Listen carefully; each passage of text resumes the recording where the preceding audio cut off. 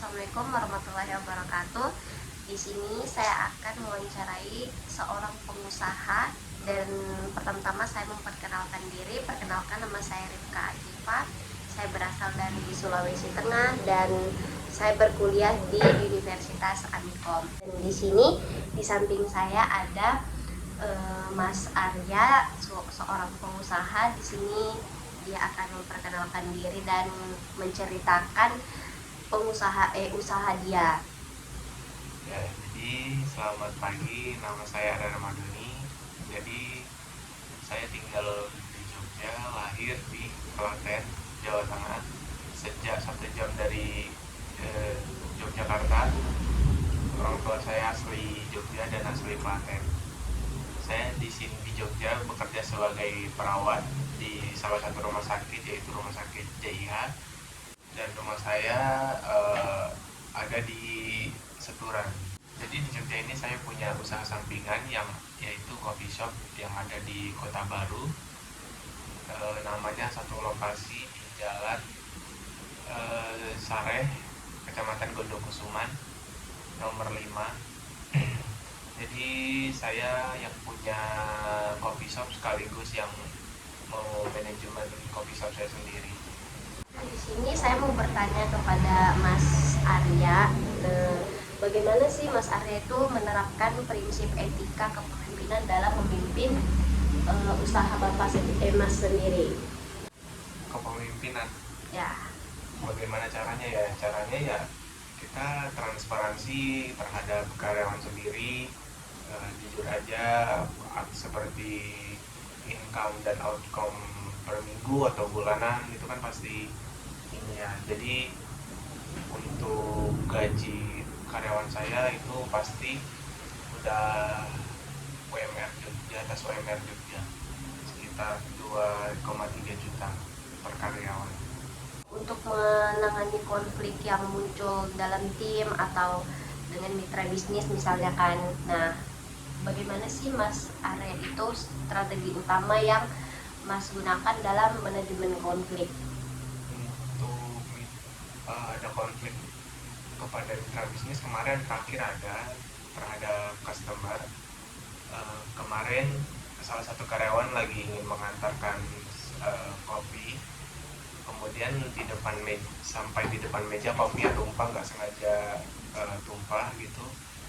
Terus itu posisinya saya berada di coffee shop, jadi saya langsung bisa menangani konflik itu. Saya memediasi lah, penengah dari customer dan juga karyawan. Jadi saya di situ lebih bukan berpihak, lebih mementingkan hak customer terlebih dahulu, karena kan customer adalah ada statement yang ada itu, customer adalah raja, pelanggan adalah raja, seperti itu. Jadi kita di sini mementingkan customer terlebih dahulu dikarenakan yaitu, jadi kita minta maaf dulu, kita lap mejanya waktu itu, lalu kita ganti dengan kopi yang baru. Kemudian untuk rasa minta maaf saya, jadi kopinya nggak usah saya bayar, jadi uang yang sudah dibayarkan tadi saya kembalikan lagi, seperti itu. Nah di sini bagaimana sih Mas Arya tuh pengambilan keputusannya itu seperti apa yang Mas lakukan dalam menghadapi situasi kritis yang berdampak pada kelangsungan bisnis? Bagaimana menghadapi situasi kritis? Untuk situasi kritis kemarin ya terakhir ya cuma COVID itu aja, karena kan kita harus mengumpulkan kayak banyak data, menganalisis resiko, kemudian dia mencari peluang lah gimana caranya kita mendapatkan keuntungan dari COVID ini. Kemarin kan soalnya COVID-19 kan emang merajalela banget ya, dikarenakan semua coffee shop, bahkan hampir semua UMKM itu tutup, karena emang ya harus di rumah aja karena takut ada penyebaran virus itu kan. Jadi bagaimana caranya kita mengambil sebuah peluang dari COVID itu? Salah satu peluangnya ya cuma jalan di Nah, di sini saya bertanya lagi, bagaimana sih Mas Arya ini mengambil keputusan yang Mas lakukan dalam menghadapi situasi kritis yang berdampak pada kelangsungan bisnis Mas Arya? Untuk situasi kritis sih kemarin yang terakhir yaitu COVID-19, dikarenakan semua UMKM yang di Indonesia ditutup ya, karena pandemi itu semua UMKM tutup. Terus ada yang juga yang di PHK dari perusahaan, terus ada yang macam-macam lah dipecat sama karyawan, dikarenakan ya itu gak ada income dari sebuah perusahaan, dikarenakan nggak ada income. Maka dari itu PHK besar-besaran di semua perusahaan. Maka dari itu saya sendiri yang owner dari satu lokasi coffee shop mencari peluang lah dari situasi kritis ini. Jadi peluang ini saya ambil dari online delivery. Nah, meskipun omsetnya nggak sampai 50%, maksud saya 40% sampai 50%, nggak seperti biasanya income-nya. Jadi menutupi untuk gaji karyawan. Terus saya waktu itu bilang ke karyawan, maaf ya, dikarenakan pandemi gajinya tidak seperti biasanya. Kemarin terakhir saya menggaji karyawan itu sekitar 1,5 juta per karyawan, karena ya itu tadi income-nya hanya sampai 40-50% saja. Untuk pertanyaan selanjutnya, bagaimana sih Mas Arya ini memastikan koordinasi yang efektif dalam organisasi untuk mencapai tujuan bisnis yang telah ditetapkan itu, bagaimana sih Mas? Untuk koordinasi saya menggunakan WhatsApp terhadap karyawan saya. Untuk koordinasi harian, biasanya kalau saya ada di tempat coffee shop, saya briefing dan mengevaluasi kinerja, atau menanyakan minggu ini nggak apa-apa kan, minggu ini nggak ada masalah kan, gitu Mbak. Kalau bentuk laporan pertanggungjawaban yang Mas Arya gunakan untuk memantau misal dan melaporkan kinerja organisasi secara berkala tuh, pertanggungjawaban laporannya itu seperti apa? Untuk laporan seperti biasa, saya ada laporan mingguan dan laporan bulanan. Jadi sebelum membuat laporan bulanan, saya membuat laporan mingguan agar lebih mudah untuk bikin laporan bulanan aja untuk saya, Mbak. Kayak lebih nggak terlalu ribet gitu. Karena saya laporan bulanan udah pasti transparansi lah dan jujur terhadap karyawan saya. Kalau misal bentuk reward yang Mas Arya berikan kepada karyawan itu, bagaimana reward tersebut membantu meningkatkan motivasi serta produktivitas mereka untuk bekerja? Untuk reward udah pasti mereka cuma minta bonus, cuma minta uang mentahnya aja gitu, Mbak. Nggak ada yang minta ini.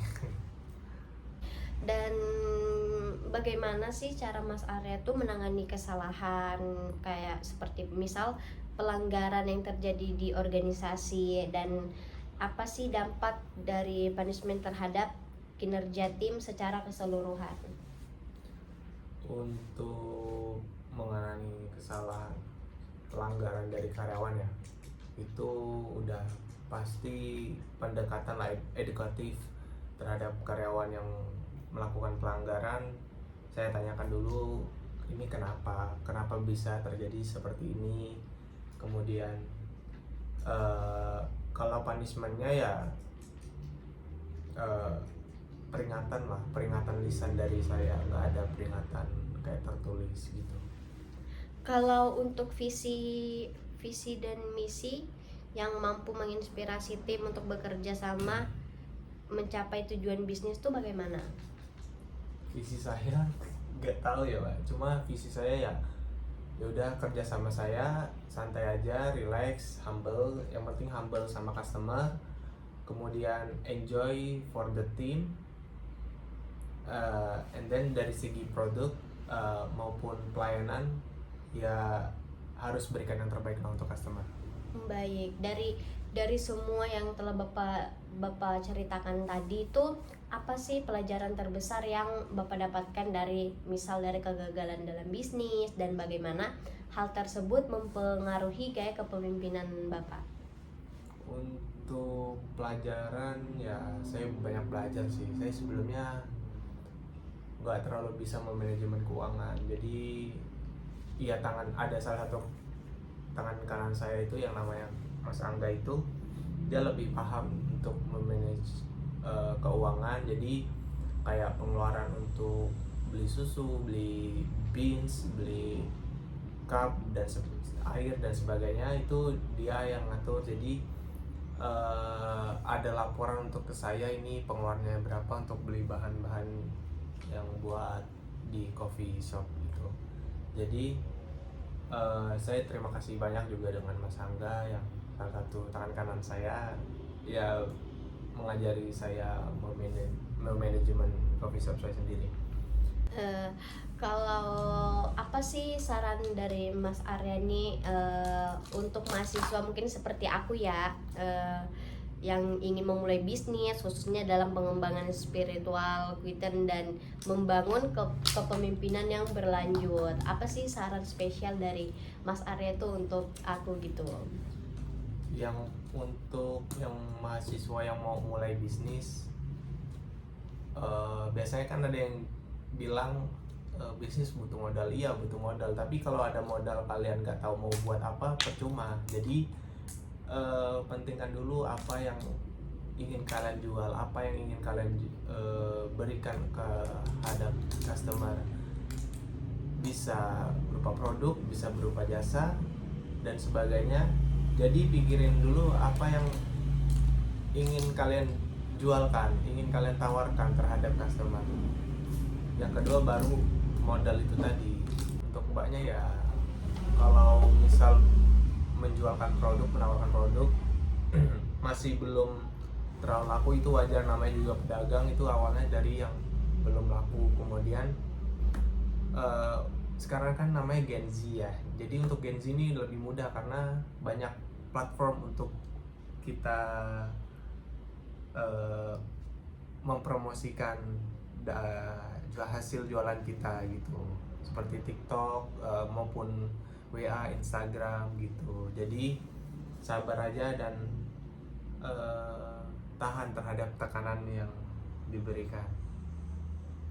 Yaitu tadi saran dari Mas Arya, saran udah dijelasin, sama visi misinya juga kita udah dikasih tahu seperti itu ya. Jadi terima kasih banget nih untuk Mas Arya, karena untuk bisa memenuhi tugas saya, Mas Arya mau untuk saya wawancara.